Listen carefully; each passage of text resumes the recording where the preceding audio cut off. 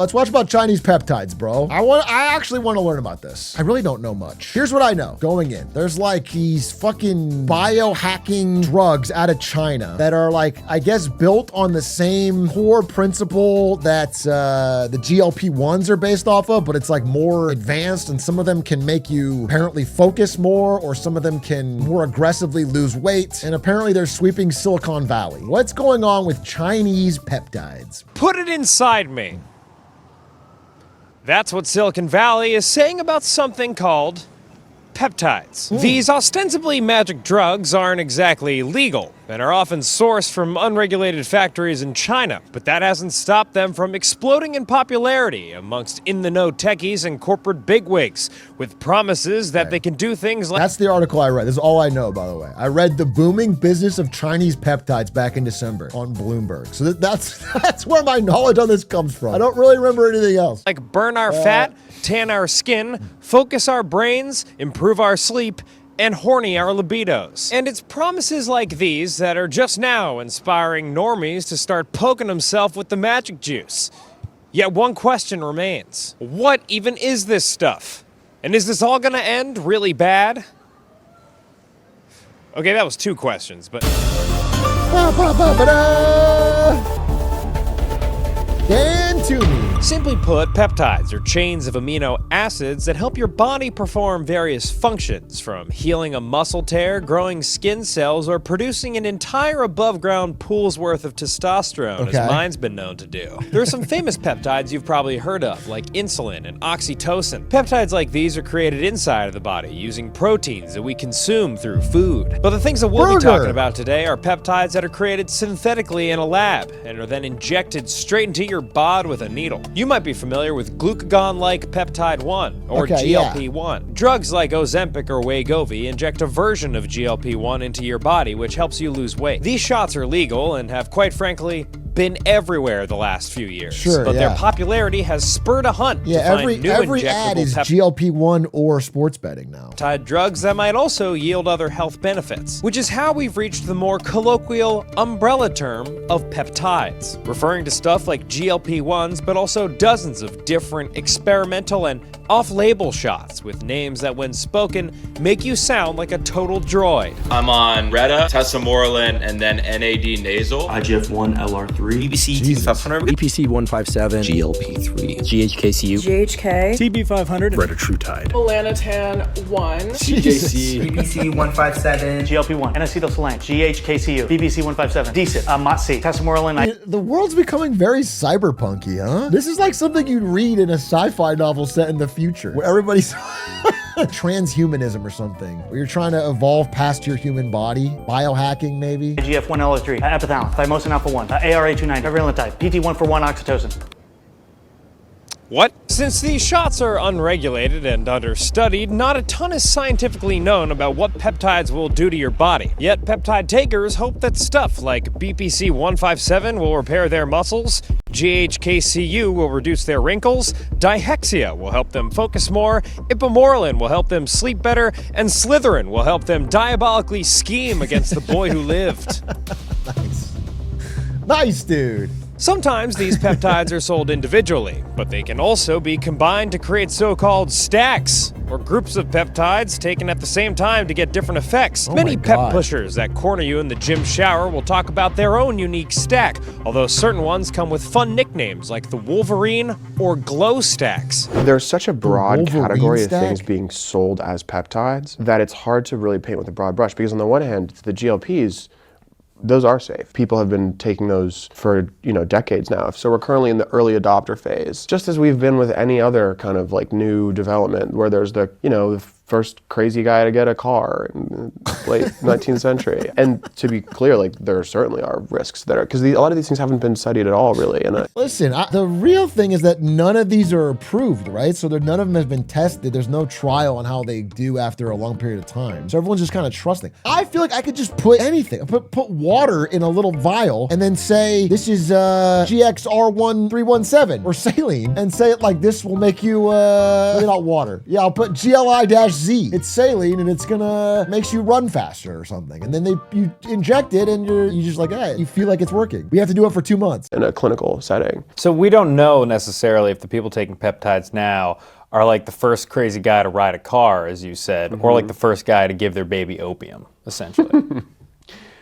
We don't know that, no. Ezra Marcus is a reporter with glasses who wrote a piece about his own experience uncovering the world of peptides before then deciding to put them inside of himself. I wanted to go through the kind of like process that any consumer of this stuff would go through. So I went through 2 different routes. The first was I went to a above board regulated, to some extent, med spa, and I said, I'm a reporter, I'm interested in peptides, like what do you got for me? They basically were like, well, we have this thing called NAD for you. The med spas generally are limited to what they can legally obtain. Then I was like, well, let me go through the sort of other channel that people are, you know, engaging in with this stuff, which is what you're seeing more from your kind of teenage looks maxers. You know, what I did was I went on Reddit, on the peptides Reddit channel, and I just... This guy needs a public speaking peptide. Well, I'm not impressed. Like, this guy's on 15 different peptides, and I'm not fucking impressed, dude. Is he supposed to be like, the hey, you know, super incredible peptides? And some guy was like, cool, join my Discord. And there was a representative from a Chinese factory manufacturer in the Discord who would sort of handle all their orders and claim to be testing the samples, and it was all just sort of, she was just selling directly to these people. And I was like, okay, well, I'll just buy the cheapest amount of retatrutide that they sold, which was 10 5-milligram vials for like $150. Sent her how do you know Bitcoin, and 2 weeks later, showed up on my you're doorstep. buying Labeled, of course, for Chinese peptides through Discord with Bitcoin, and you're injecting it in your body and you have no concern at all? What if they cut it with something? What if they cheap out? The supplier does not care about your health. And more importantly, they have no way of being punished. For research purposes only. Now, the vast majority of peptides that are being hawked on the talk are not federally regulated and have been listed by the FDA as maybe being... Yeah, like, you know there's people who are both anti-vax and pro-peptide.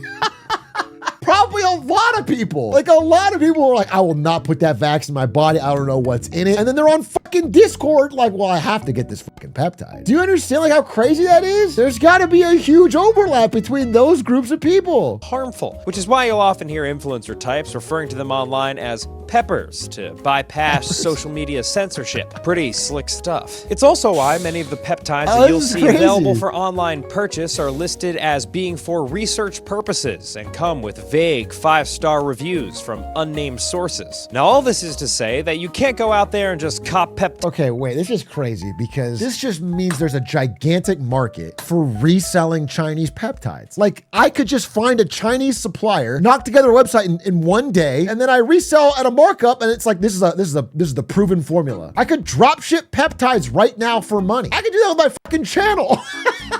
This is Atrioc approved peptides. These have gone through rigorous review. And do you know what I'm saying? This is crazy. None of this stuff, and I'll charge fucking $150 for it. And the vial probably cost me $8, but the $150 gives it a credibility, gives it a certain swagger. It makes it seem like it's elite, so you can trust it. Peptides willy-nilly. Instead, you gotta do it the 21st century American way. Shady supply chains via Chinese plug. One of those vials sold through the kind of more public-facing middlemen would probably cost like $200. I drastically undersold. They're $1,000 for the bigger A peptides, okay? But they guaranteed will bulk you up quick. And each one was costing me like, you know, $15. That's how cheap this stuff is to manufacture in China. And there's so much money there are probably billions of dollars being made on just flipping this stuff to American consumers. I sort of came to peptides through the San Francisco tech culture beat more so. I've been convinced both over the course of reporting and then also publishing the piece and seeing it do quite well. I think that 2026 is going to be the year of what I call consumer biotech. Well, would you look at that? It's Jasmine's son, an independent reporter based in the metropolitan charging port for virgins known as San Francisco. Jasmine recently wrote a piece for the New York Times about how peptides from China were taking Silicon Valley by storm, given their popularity amongst biohackers and people who like getting attention for saying things like, BPC 3.141592. In San Francisco, the internet is in fact real life. So peptides first showed up as a viral internet meme that was going around Twitter/X starting about June or July of last year, where I started hearing that everybody has a Chinese peptide dealer now. And it sort of became one of the little symbols of San Francisco. Zoomer Alcibiades, if you're not injecting gray market Chinese peptides, it's over for you. Peptide dealer now. Peak. And it sort of became one of the little symbols of San Francisco, along with, coding agents and Waymos and everything else, that everyone started talking about Chinese peptides. People would compare it even to trying a new browser or trying a new app. Like, they are the ones who want to be beta testing, they want to be early adopting. And sometimes you're going to have some bugs if you do that, but how are you going to be on the frontier? How are you going to get the benefits and the edge that nobody else is, unless you are also willing to accept those risks? I have a whole peptide drawer in my fridge. I call it the girl dinner drawer. Right. Okay. By touching these, am I going to explode? No. Or what is safe. this? What do we have here? So I brought you Retatrutide. This is all Retatrutide. This is all Retatrutide. Tori Pastori rhymes and is the founder of a marketing consultancy called Soup. Last year, she hosted a peptide-themed rave in San Francisco, which I would have attended had I not been preoccupied with my steroid quinceañera. Tori says that she's been taking peptides for about the last year and a half. I really like hanging out online and seeing what the people... They gentrified shooting up. They really did, bro. Us when too. Niche communities get up to and what they get excited about. I got engaged and was really wildly overweight. I was really, really sick. I had a lot of things wrong with me. And I went to the doctor, and this was right when all of the Ozempic and everything was first hitting the scene, and everyone was like, this is amazing. And I told my doctor, I was like, I just don't want to hate myself in my wedding pictures. I know I have a lot of weight to lose, can we try this? And she said, yeah, no problem. Prescribed it for me. And then I went to the pharmacy to go pick it up. And because my BMI was 34.7 and not 35, the pharmacy told me that my insurance wouldn't cover it, and it was going to be $1,000 a month. And I said, that's insane. So I called my friend, and instead of going through the pharmacy and just doing it that way, he'd started contacting all these... Wait, couldn't you just gain weight then?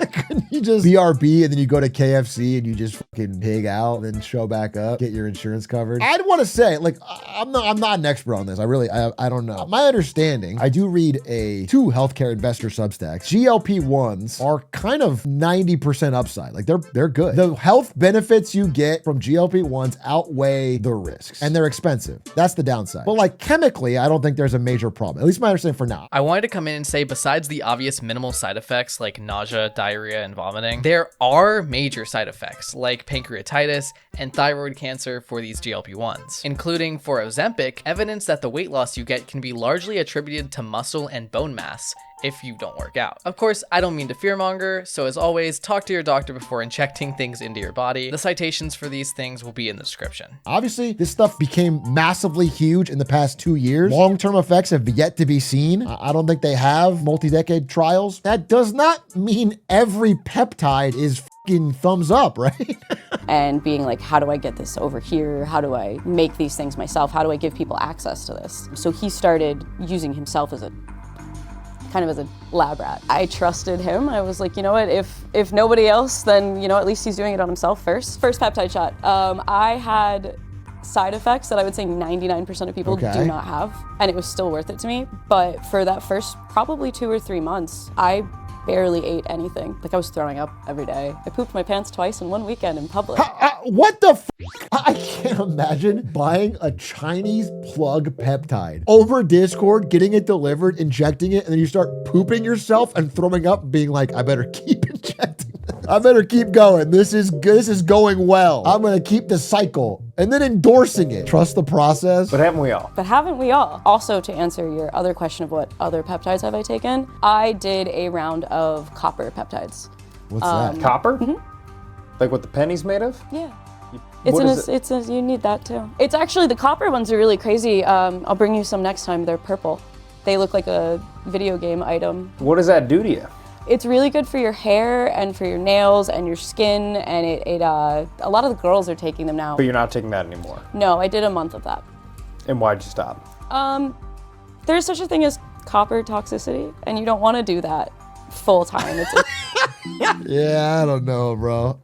Maybe I'm a square, dude. Maybe I'm a fucking square, but I'm just so skeptical of this shit. This shit sounds like recipe for disaster. People just fucking desperate for, I guess, looks maxing TikTok style shit. And they're just injecting themselves with anything with zero expertise. It's not one that you should just do all the time. Now, folks, I imagine that the more you hear about peptides and injections, the more wary of them you become. I get it. I'm a guy who likes to keep his blood clean in case anyone needs to drink it. But those who are more bullish on peptides say that the market for these things already goes well beyond the Silicon Valley biohacking types who are cool experimenting with Chinese Sigma heroin. I used to get sick maybe like 4 or 5 times a year. I work hard, I don't sleep enough, I push my body. Now if I'm about to get sick, I inject Thymosin Alpha-1 and I don't get sick. Max Macchioni. Dude, why don't you just sleep more? I do not believe that there's some magical peptide that prevents any downside from you overworking and not sleeping. There's no way. Or like the fact that a disease can be stopped by a peptide does not sound true. It sounds like complete snake oil salesman. Is the co-founder of the health startup Superpower. With Superpower, Max believes that he's creating the first in the next generation of pharma companies, something he's calling Pharma 2.0, and he sees peptides as potentially a major part of that future. Peptides are going to be, I think, $1 trillion category. Injections are now a viable. I mean, he's probably right. I mean, actually, they already are if you count GLP-1s. GLP-1s are like $1 trillion. Like they're massive. It's like the most profitable drug ever already. It's absurd. GLP-1s are insanely profitable, and they haven't even made the pill form. Once they make the pill form, it's gonna be. I mean, it's already like I think 12% of Americans, something like 12 to 18% of Americans. Oh, the pill form's out? Okay, my bad. I didn't know that. Not widely available yet, then maybe. Because my understanding is that the pill form, like once that's gotten cleared, maybe you don't need a prescription for it or what it is or whatever, you can just get it, then they're gonna sell it everywhere. Yeah, OTC, over-the-counter pill form peptides is like the $1 trillion category. GLP-1s could potentially go over the counter with a ton of lobbying.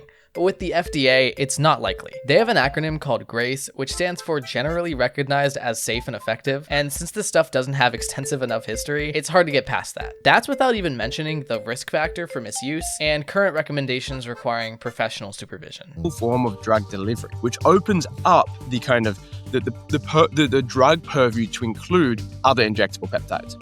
And I think over the coming years, we're going to see many GLP-1-like drugs, but for everything else, come to market. I think many people see these broadly as these kind of fringe compounds. And the reality is most things that are new start kind of fringe and then slowly become mainstream, right? I often recall that aphorism of the future is already here, but not evenly distributed. And I think many of the smartest people I know, many of the smartest biologists I know and doctors I know are using peptides, are familiar with peptides. Now, there are risks. I don't recommend people blindly take peptides. I certainly don't recommend they order them from research use only sites online. I think if you have the foundations of health in check, that should be the default for everyone. That's what men used to be like. And now the modern world makes that really hard because we're surrounded by a lot of things that impact our sex hormones and our androgen system in a negative, endocrine system in a negative way. Well, I don't know anything about that. This guy's on something. Personally, I'm fucking constantly. But I do have a sympathetic ear, Max. And it certainly sucks to hear about all these things you and these sexless men are going through. My advice? Take a woman out to a nice jazz dinner. Pooh Bell's on 14th, that's a good spot. Once you go in there, ask for Jason. He'll show you the right table. And around 8:30, when it gets nice and dark, and Raoul starts tickling the ivories for his first solo of the night, I want you to look into her eyes and pull back a strand of her chestnut hair. Ask her about the last man to break her heart. Ask her what you can do to mend it. Then, when the timing is right, I want you to put out a cigarette into that cheesecake she ordered and give her a kiss. Not one that says I want you, but one that says I need you. You need me. We need us. Tonight, now, cheesecake, and forever. Yeah, and if none of that works, just maybe try some peptides. Yeah, well, I couldn't be more against this BS. Oh, okay. Who's this fun sucker? Eric Topol is a cardiologist and director of the Scripps Research Translational Institute. Boomer! He He's doesn't also the get it. author of multiple New York Times bestsellers, as well as the Ground Truths newsletter, where he covers various topics in the medical field, including his skepticism about peptides. I'd love to see any of these peptides proven to be beneficial. If we find something that helps patients and people, I'm all for it. There are no trials that are being done. It's just all done through word of mouth and promotion and longevity clinics and that kind of stuff. When we inject a drug... That's what I'm saying. Because I understand that GLP-1s have worked for people, and I think that's cool. I'm not here to be like, everybody who didn't do it the right way is a fuck. I'm not that guy. I don't care. I don't care. If it works for you, it works for you. What I'm saying is, like, for these other peptides, everybody in the chain has an incentive to hype it up and lie, right? It's like, yeah, it's like medical NFTs. Dude. Drug in our body, we should know that it's safe, that it is what it says it is, and it's effective. That only can be done through clinical trials. Anything short of that is not science. All I'm asking, it's just, and this is a simple ask, and I hope nobody is mad at me for this. I just think every peptide should go through Fauci's house. I think he should get his hands on it and get to do whatever he wants with it. And then when he gives the approval, then it should be sent out. That's what I prefer. Anecdotes, it's just bro science or whatever you want to call it. It's not the real deal. You don't know whether you're injecting yourself with a placebo would give you the same sense of whatever it is that you're wanting to feel. There's a lot of money here. Dude, the next pandemic, the government should just call the vaccine a looks-maxing peptide and everyone will take it. There's no vaccine, but there is a brand new miracle peptide that is supposed to make you lose weight and make your chin sharper. And it's cheap. And then everyone will get that. They should have Fauci get out there and be like, I don't recommend taking the new peptide. And everyone will get it. I don't know many peptides that are less than a couple $100 a shot. When you put up a few $100s for something, each time every month you go get it, talk about confirmation bias. And I don't care about the pushback. I'm just telling the truth. I'm giving the facts. Now, folks, when Instagram told me to get on Threads, I said, F that shit. But in an age of rising tech skepticism, peptides seem to be a rare moment of a Silicon Valley trend bleeding out into the general public. Hearing the range of people for whom this is very appealing made me think that, like, yeah, this... If it's for a human, it's too weak for me. So you're taking Chinese horse peptides. Is that what you're telling me? You've moved up. You're finding the thinnest horses. It's going to be a huge thing. I think people are basically very willing to spend their own money in order to get hotter, to get healthier, and especially with decreasing amounts of trust and frustration with the American medical establishment, people are, in a relative sense, thinking like, well, why not sort of trust this influencer in this alternate route instead? Are you worried about possible side effects? Like pooping my pants again? Sure. Well, so people, even if this took 5 years off my life at the end of my life, it would be worth it for what it's done for me. Indeed, peptides seem to be a product that speak to our time like no other. An easy-to-use drug that's sometimes a really fun shade of purple and forgoes government approval, thus leaving the gamble of our health up to us.